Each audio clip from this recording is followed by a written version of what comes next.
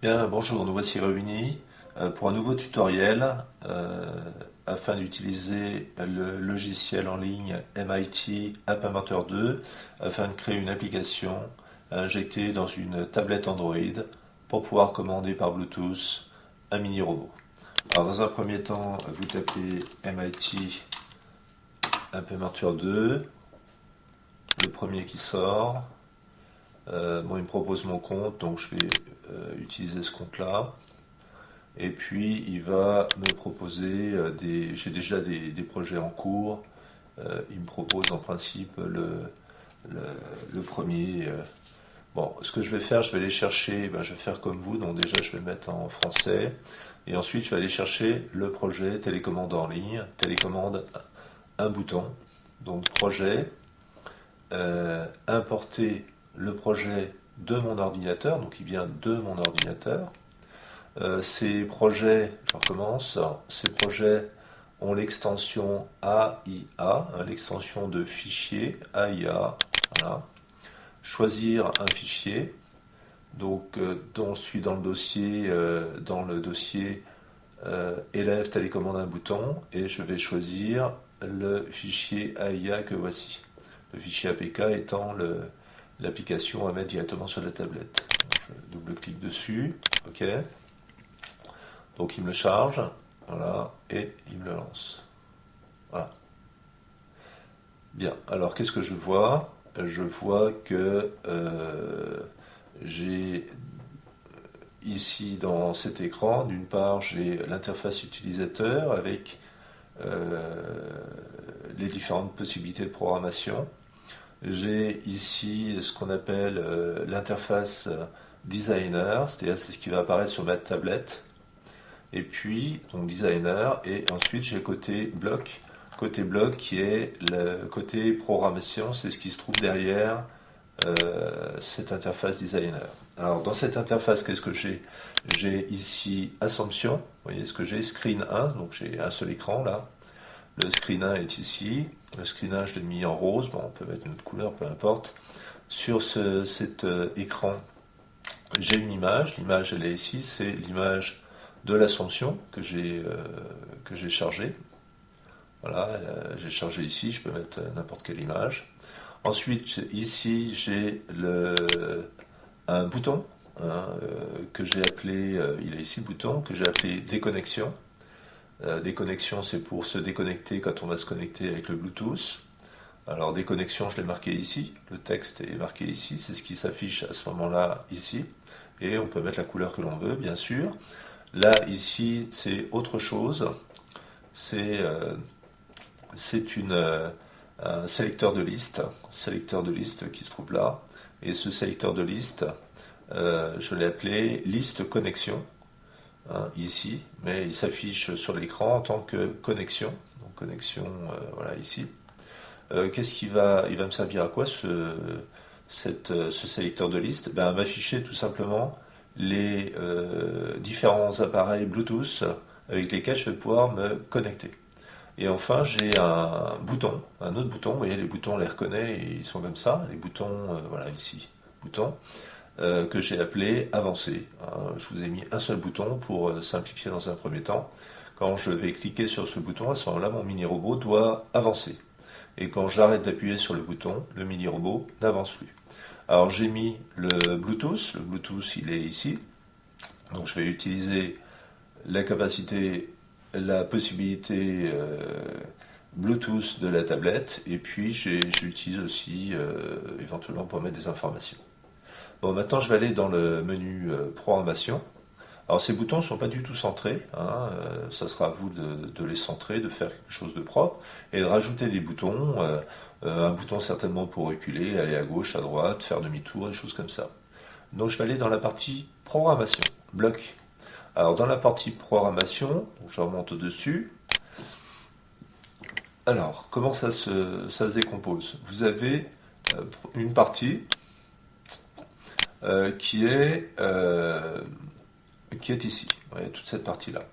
Quand Screen 1 initialise, c'est-à-dire que quand le programme se lance, il va exécuter tout ce qui se trouve ici, uniquement au démarrage de l'application.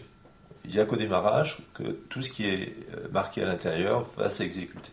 Alors, qu'est-ce qu'il dit? Déjà, dans un premier temps, il va regarder si le Bluetooth est activé. Alors, si le Bluetooth n'est pas activé, à ce moment-là, il va afficher une fenêtre et il va dire veuillez activer votre Bluetooth dans les paramètres du téléphone, Bluetooth non activé. Voilà. Ensuite, qu'est-ce qu'il va faire? Dès le départ, il va mettre le bouton déconnexion. Est-ce que le bouton déconnexion doit être visible? Non, il n'est pas visible. Le bouton avancé visible? Non. Et le bouton liste de connexion, est-ce qu'elle est visible? Oui. Donc il va afficher uniquement ce bouton-là. Alors ce bouton-là, c'est lequel? C'est celui-ci. Donc sur l'écran, au départ, il va y avoir l'image et le bouton connexion, c'est tout. Ce bouton, il sera à sa place ici, mais on ne le verra pas. Et ce bouton ici sera aussi à sa place, mais ils ne seront pas visibles, tous les deux. Bien. Ensuite, à ce moment-là, si on appuie sur le bouton connexion, à ce moment-là, il va afficher mettre liste de connexion éléments à Bluetooth, adresse et nom. Il va afficher les mini-robots sur lesquels on peut se connecter, tout simplement. Bon, une fois qu'il les a affichés, il va falloir, nous on va sélectionner sur quel mini-robot on veut se connecter. Eh bien, on va cliquer sur le mini-robot, le mini-robot, on va sélectionner le bon mini-robot, mettre liste connexion à appeler Bluetooth, donc quand on va appuyer dessus, il va se connecter par Bluetooth au mini-robot en question. Si la connexion Bluetooth est activée, à ce moment-là, il va rendre non visible, le bouton connexion. Par contre, il va afficher le bouton déconnexion et le bouton avancé.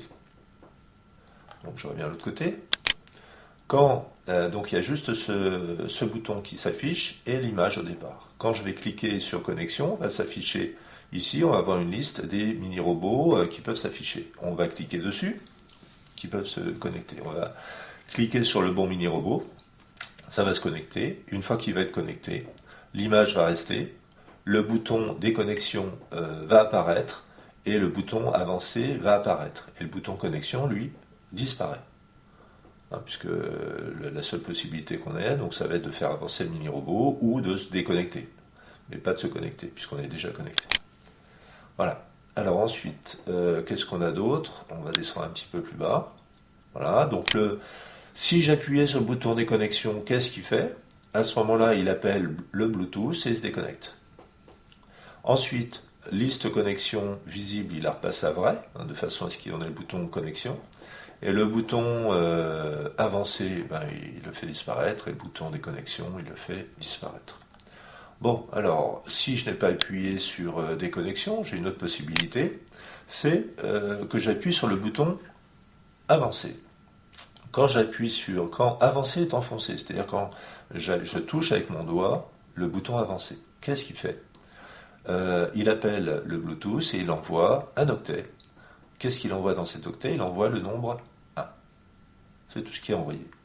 Et le nombre 1 va être reçu par le mini-robot et il va savoir à ce moment-là qu'il doit faire avancer le mini-robot. Quand je retire mon doigt, quand mon doigt donc est retiré de la touche avancée, du bouton avancé, à ce moment-là, il envoie par Bluetooth le nombre 0. Et quand le mini-robot reçoit le nombre 0, à ce moment-là, il sait qu'il doit s'arrêter. Le mini-robot s'arrête.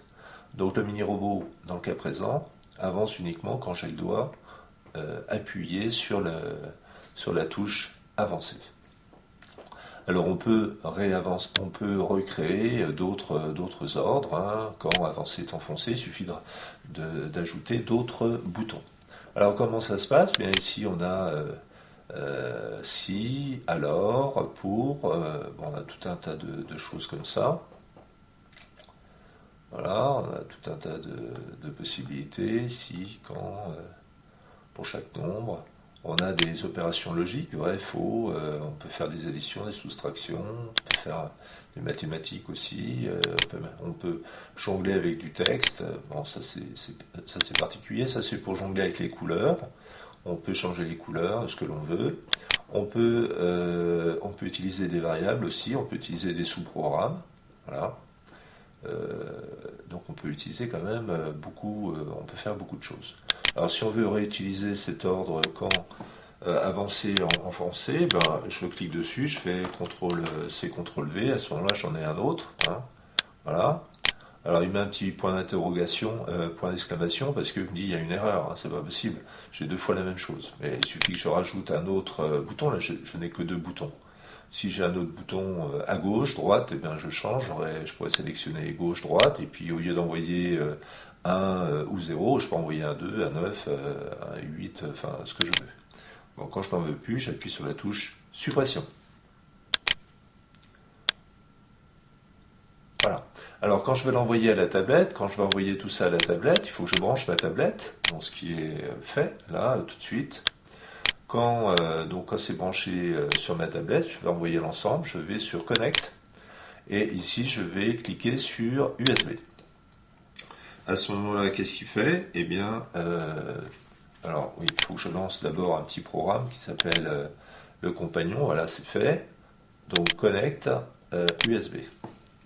À ce moment-là, bien il cherche ma tablette sur une des connexions USB, voilà il vient de la trouver.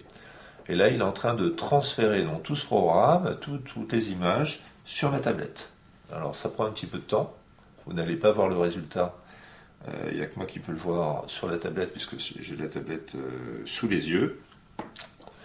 Et là, donc ce n'est pas encore arrivé, pas fini d'arriver, ça arrive. Et voilà, là c'est arrivé, et je peux faire le test. J'ai le programme intégralement, et je peux très bien faire le test avec mon mini-robot. Voilà, à bientôt.